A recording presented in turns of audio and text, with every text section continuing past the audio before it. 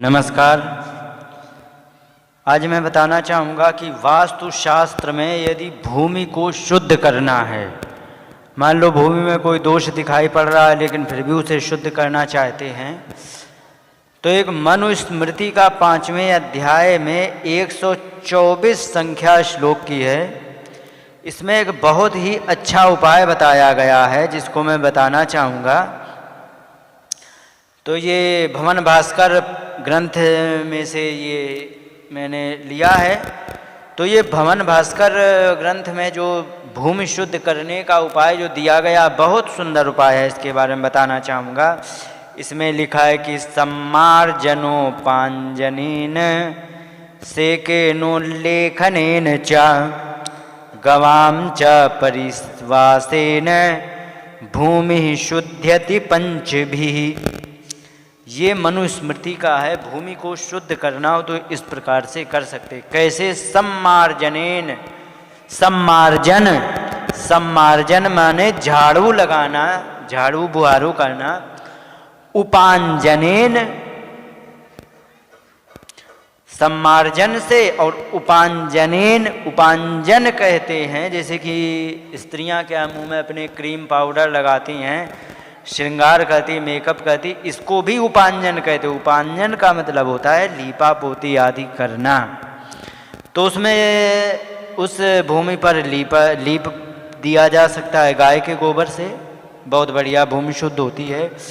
और सेकेन का मतलब होता है पानी का छिड़काव या सींच देना। वहाँ सिंचाई कर देने से या अच्छी तरह से भूमि को गीला कर देने से फिर सूख जाए तो भी भूमि पवित्र हो जाती है। उल्लेखनेन च, उल्लेखन कहते हैं उसको खोद देना या खुरच देना। तो खुरच देने से या खोद देने से क्या होता है, जैसे कि कोई भूमि मतलब कोई दोष है, कूड़ा कचरा डाला जा रहा है, तो उसमें क्या है कि यदि भूमि को शुद्ध करना है तो उसमें कुछ नहीं करना है कि 2-3 इंच की मिट्टी को छील करके उसको फेंक दें। फेंकने के बाद फिर इसके बाद उसमें अपने वास्तु पीठ की पूजा करें, गणेश जी का पूजन करें, वह जमीन पवित्र हो जाती है। ये होता है। तो उल्लेखनेन का मतलब उसको छील छाल करके खोद के उसको वहाँ से कूड़ा कचरा मतलब 4 इंच की मिट्टी को हटा देना, ये भी होता है। अब लिखा है गवाम च परिवासेन। गवाम माने गायों की परिवासेन।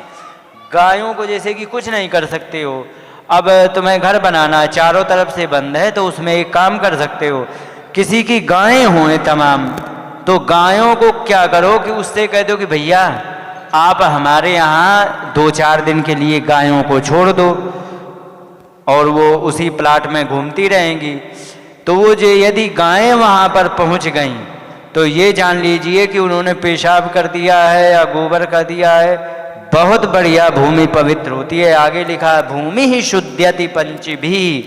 इन 5 मतलब उपायों से भूमि ही शुद्ध्यति, भूमि पवित्र हो जाती है।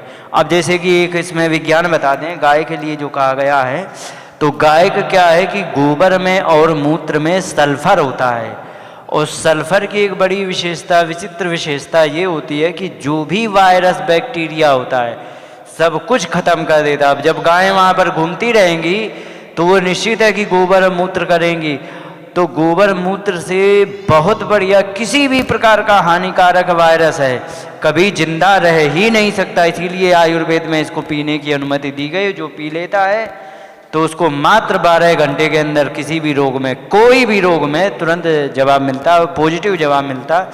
तो ये देखा है। तो इस प्रकार 5 प्रकार से यदि हम जमीन को पवित्र करेंगे तो बहुत अच्छी तरह होती है, और ये ऐसा देखा गया है। इन्हीं शब्दों के साथ बात को विराम देते हुए नमस्कार, जय हिंद। 5 प्रकार से भूमि को पवित्र किया जा सकता है। धन्यवाद।